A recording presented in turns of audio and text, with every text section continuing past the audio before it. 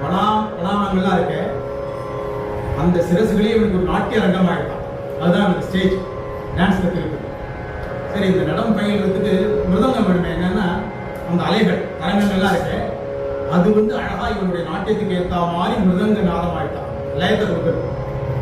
இப்படின்னா இவன் ஆடலை பார்த்து இந்த மாணவர்கள்லாம் கொண்டாடுறானாம்.